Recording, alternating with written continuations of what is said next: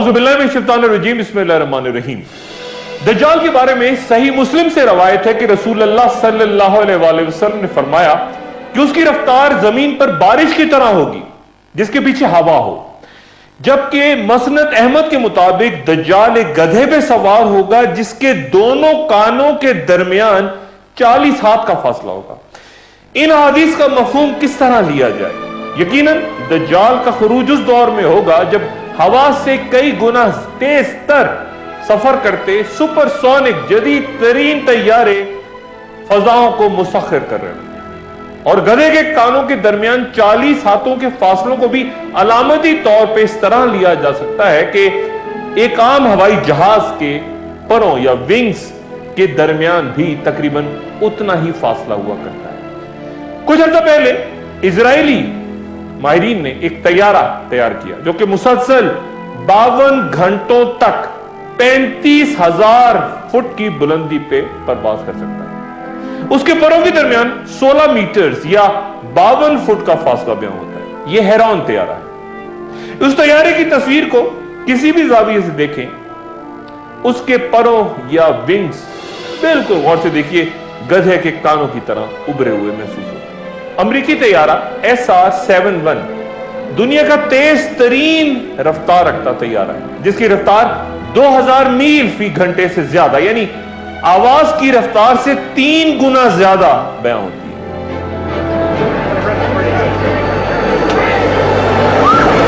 جس نے اپنا سفر 19 جنوری 2006 کو شروع کیا تھا۔ 16 کلومیٹر فی سیکنڈ سے زیادہ، 16 کلومیٹر فی سیکنڈ سے زیادہ، اور فروری 2007 تک یہ 1.4 ملین میل یعنی 2.3 ملین کلومیٹرز کا فاصلہ طے کرتے مشتری سیارے یعنی جوپیٹرز کے نزدیک سے گزر رہی تھی، اور اس وقت یہ زمین سے 4.5 شمسی گھنٹوں کے فاصلے پر کہیں اس کائنات کے کسی حصے میں موجود ہے۔ 4.5 شمسی گھنٹوں کا مطلب کیا؟ اس کا مطلب یہ کہ اس کی تصویر یا اس سے آتی تصاویر زمین میں ہم تک پہنچنے کے لیے 4.5 گھنٹے کا وقت لیتے ہیں۔ روشنی کی رفتار 2,99,000 کلومیٹر فی سیکنڈ ہے۔ آپ تصور کیجئے کہ 4.5 گھنٹوں میں روشنی یا تصویر کتنا فاصلہ طے کرے گی، یعنی کہاں پہ موجود ہے، خلاؤں میں، کائنات کے کس حصے میں، کس کہکشاں میں یہ شکل اس وقت موجود ہے۔ آپ وسعتوں کا کچھ شاید اندازہ لگائیں، لیکن یہ بھی سوچئے کہ آخر وہ کون سی قوتیں اس وقت روئے زمین پہ موجود ہیں جو کہ تیزی سے کائنات کی آخری حدوں تک پہنچنے اور اسے اپنے ماتحت کرنے کی خواہاں ہیں، بے چین ہیں، اربوں ڈالرز اس مقصد کے لیے خرچ کر رہی ہیں، تحقیقات، ریسرچ، علم، لیکن کس لیے؟ جبکہ زمین پر انسان کو پانی اور روٹی تک میسر نہیں، بھوک سے مر رہا ہے انسان۔ پھر ایک بات اور جس پہ بحث و تحقیق جاری ہے وہ یہ کہ کیا لیزر لائٹ، میں تو عام روشنی کی بات کر رہا تھا، لیزر لائٹ جو ہے کیا اس کی رفتار عام روشنی سے بھی زیادہ ہے؟ یہ سب کچھ کسی حد تک جاننا ایک عام آدمی کے لیے یوں ضروری ہے کہ زمان و مکان یعنی ٹائم اور اسپیس کے فاصلوں کے ختم ہونے یا وقت کے تھم جانے، جسے ٹائم ریپ تھیوری کہتے ہیں، یہ سب اس کا سبب بن سکتا ہے۔ اس میں مزید بات آگے کسی نشست میں تب کروں گا جب وقت یا زمانے کے حوالے سے آخر الزمان سے متعلق یہ سوال زیر بحث آئے گا کہ ہم آج اس وقت کس دور میں ہیں، یا پھر یہ کہ شب معراج پہ جب میں بات کروں گا۔ حضرت عمر بن حریث رضی اللہ تعالیٰ عنہ حضرت ابو بکر صدیق رضی اللہ تعالیٰ عنہ سے راوی ہیں کہ رسول اللہ صلی اللہ علیہ وآلہ وسلم نے ہم سے بیان کیا کہ دجال روئے زمین کے ایسے حصے سے ظاہر ہوگا جو کہ مشرق میں واقع ہے اور جس کو خراساں کہا جاتا ہے۔ اس کے ساتھ لوگوں کے کتنے ہی گروہ ہوں گے جن کے چہرے تہ بتہ پھولی ہوئی ڈھال کی مانند ہوں گے۔ خراساں کے بارے میں ایک لشکر کا میں پہلے بھی ذکر کر چکا ہوں جو امام مہدی کی حمایت کے لیے آئے گا، اور روایت کے مطابق دجال کے نکلنے کی جگہ عراق و شام کا درمیانی علاقہ بیان ہوتا ہے۔ چنانچہ کئی علماء کہتے ہیں کہ اس کا خروج खुरासान से ही होगा, लेकिन शोहरत और खुदाई का दावा गालिबन वो इराक में करेगा।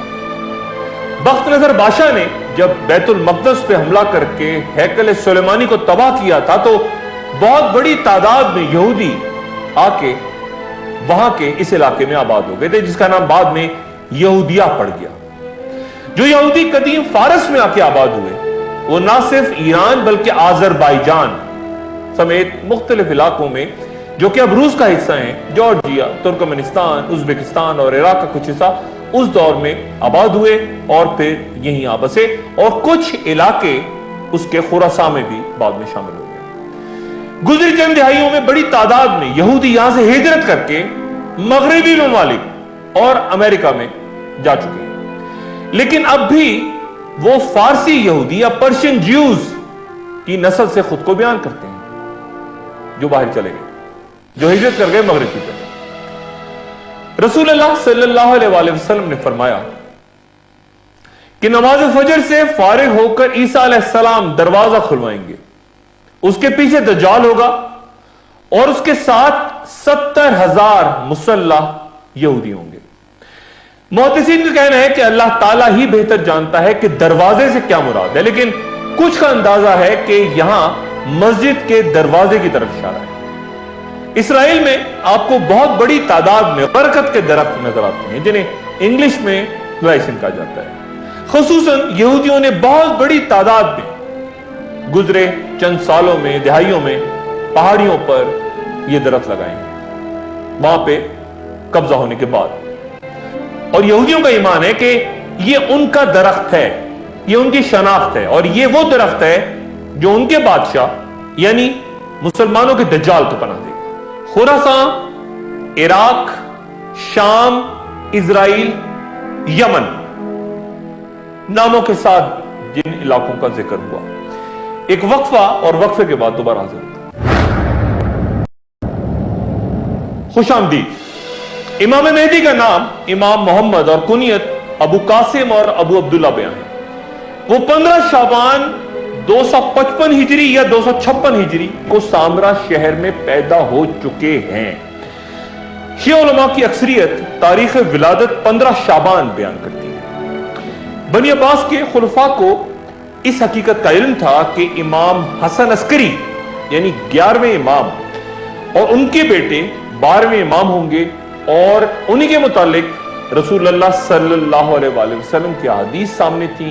शिया उलमा का कहना है कि वो जमाने को अदल और इंसाफ से पुर कर देंगे और फसाद गुमराही के तमाम सरचश्मे खत्म हो जाएंगे। इसीलिए अब्बासी खुलफा की शदीद ख्वाहिश यह थी कि किसी ना किसी तरह उन्हें नुकसान पहुंचाए, यानी 12वें इमाम को। इसीलिए आपकी विलादत को उस वक्त मख्फी रखा गया, और आपके वालिद माजिद यानी इमाम हसन अस्करी आपकी खुफिया रह के तरबियत करते रहे। इसीलिए बहुत ज्यादा लोगों ने आपको नहीं देखा। लेकिन इमाम हसन अस्करी ने अपने चंद अहबाब को अपने फर्जंद की जियारत करवाई, जिनमें इमाम मोहम्मद तकी की दुख्तर हकीमा खातून और अबू बसीर खादिम का जिक्र होता है। इमाम हसन अस्करी ने अपने फर्जंद को अवामुन्नास की नजर से छुपा के रखा, यहां तक कि 8 रबीउल अव्वल 260 हिजरी को इमाम हसन अस्करी की वफात हुई, और जनाजे की नमाज के लिए खुले मैदान में आपका जस्द खाकी आपका जनाजा रखा गया। उस वक्त इमाम मेहदी की इमामत का तकाजा था कि आप अपने आप को लोगों के सामने पेश करें।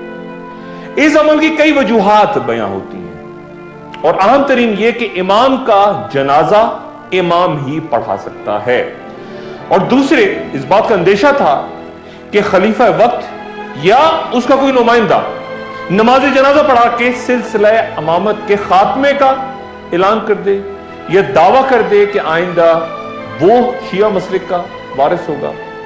और यह भी बयान होता है कि उनके चचा इमाम मेहदी के चचा जाफर बिन अली नकी इमामत के दावेदार बनना चाहते थे, और वो ये बावर करवा रहे थे कि मेरे भाई के यहां कोई औलाद ही नहीं, इसलिए मैं ही मसनद इमामत का वारिस हूं।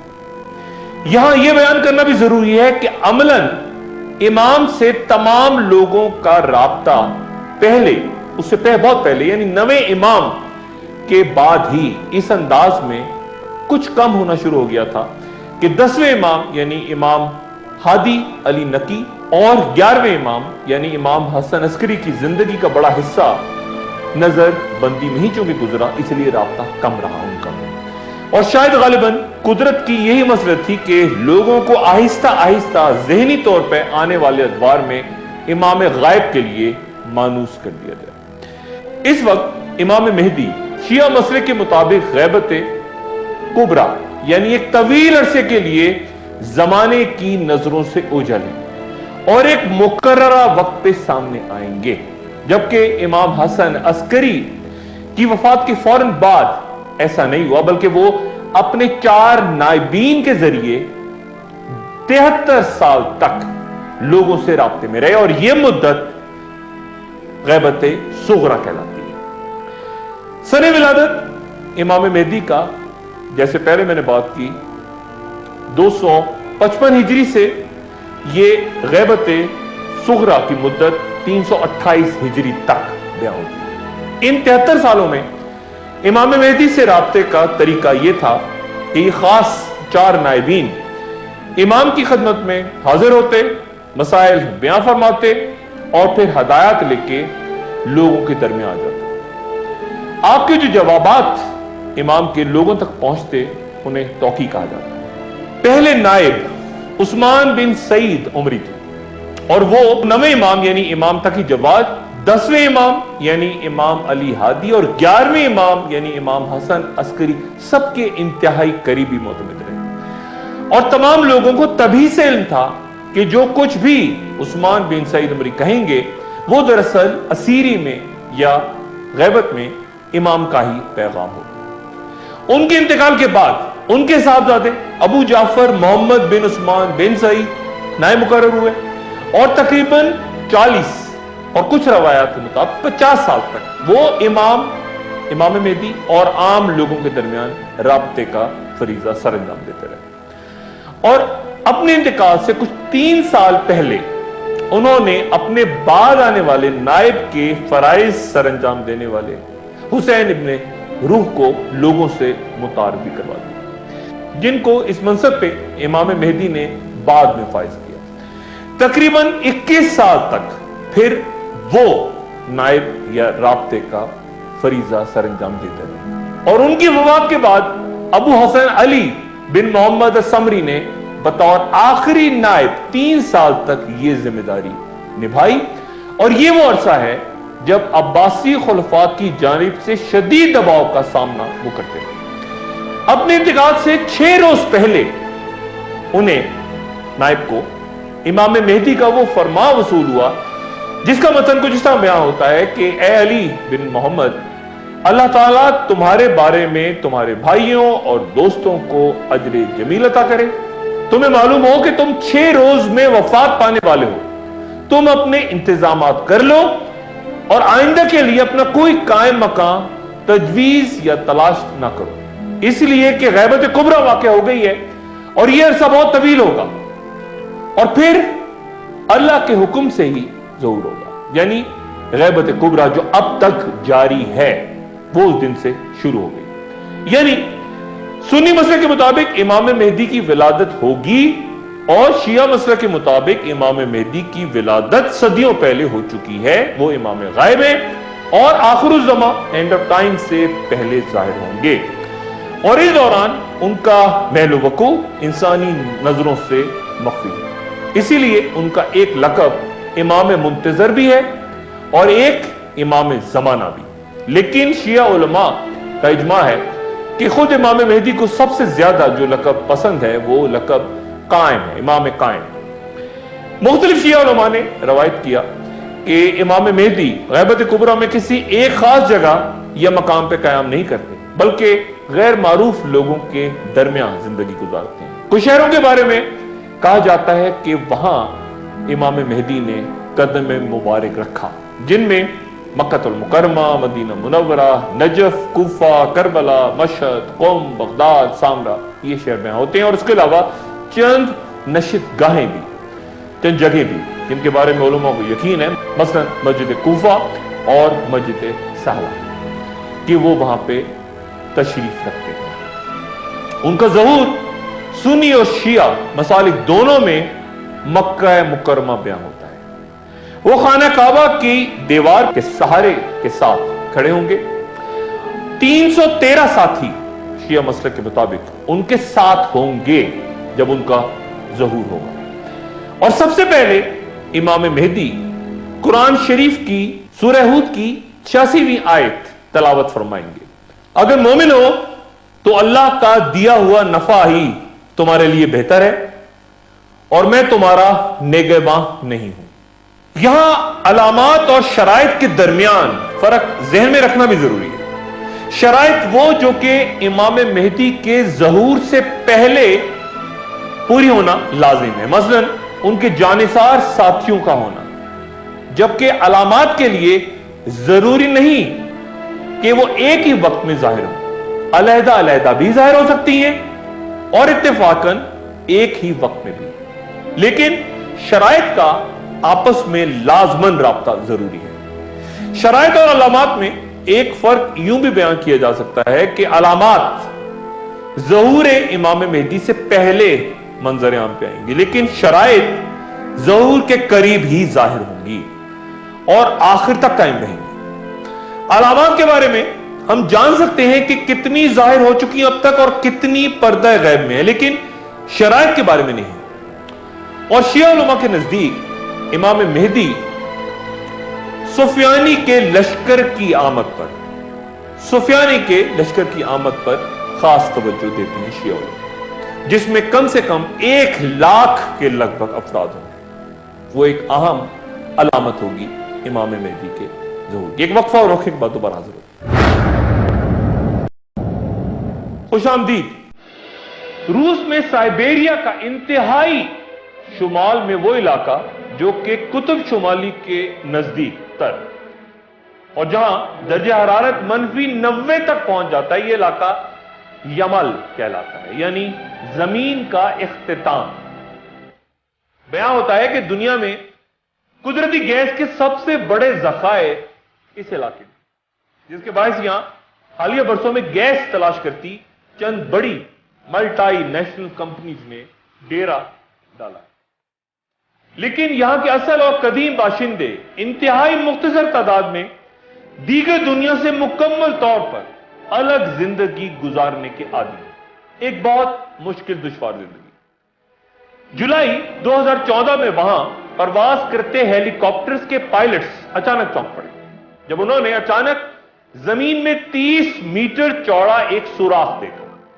आसपास के इलाकों से कई साइंसदान वहां पहुंचना शुरू हुए तो पता चला कि सिर्फ यही नहीं बल्कि ऐसे कई मकामात उस इलाके में जहां इंतहाई पुरसरार अंदाज में जमीन अंदर धंसी हुई है, एक क्रेटर की सूरत। किसी ने दावा किया कि शहाब साकिब के कुछ भटकते टुकड़े यहां आके गिरे हैं और कुछ का कहना यह था कि जेरे जमीन गैसों ने सतह को भरपूर दबाव की वजह से अंदर निगल लिया। जमीन के अचानक फट जाने को और जो कुछ उसके ऊपर है उसके अचानक अंदर गायब हो जाने को अरबी में खसफ कहते हैं। ज़माने माजी और हाल में ऐसे कई वाकयात पेश आ चुके हैं जो कुव्वत और हजम में एक दूसरे से मुख्तलिफ थे। आखिर ज़मान की एक अहम अलामत कुबरा या बड़ी निशानी 3 मकामात पर खसफ का होना है, लेकिन जिन खसूफ का जिक्र अहादीस में मिलता है उनकी खास हैसियत होगी और उनकी खबर आखिरी दौर में अचानक चारों तरफ फैल जाएगी। हजरत हुज़ैफा बिन असयद गफ्फारी रज़ियल्लाहु ताला अन्हु से रवायत है कि रसूलुल्लाह सल्लल्लाहु अलैहि वसल्लम हमारे पास तशरीफ लाए जबकि हम कयामत का जिक्र कर रहे थे। रसूलुल्लाह सल्लल्लाहु अलैहि वसल्लम ने फरमाया कि तुम किस चीज का जिक्र कर रहे हो? हमने अर्ज की कि हम कयामत का जिक्र कर रहे हैं। आप सल्लल्लाहु अलैहि वसल्लम ने फरमाया कि यकीनन कयामत उस वक्त तक कायम नहीं होगी हत्ता कि उससे पहले 10 निशानियां देख लो। फिर आपने जिक्र किया धुआं, खरूज दज्जाल, खरूज दाबा, सूरज का मगरिब से तलू होना, حضرت عیسیٰ ابن مریم کا نزول، خروج یاجوج و ماجوج، مشرق و مغرب اور جزیرہ نمایاں عرب میں زمین کا دھنس جانا، اور سب سے آخر میں جو علامت ظاہر ہوگی وہ یمن سے ایک آگ ہوگی جو لوگوں کو ان کے محشر یعنی شام کی طرف دھکیلتی ہوئی لے جائے گی۔ حضرت عبداللہ بن عمر رضی اللہ عنہ سے روایت ہے کہ رسول اللہ صلی اللہ علیہ وآلہ وسلم نے فرمایا، ایک شخص تکبرانہ انداز میں اپنی چادر زمین پر گھسیٹتے ہوئے چل رہا تھا، اسے زمین میں دھسا دیا گیا اور اس میں وہ قیامت تک دھنستا ہی چلا جائے گا۔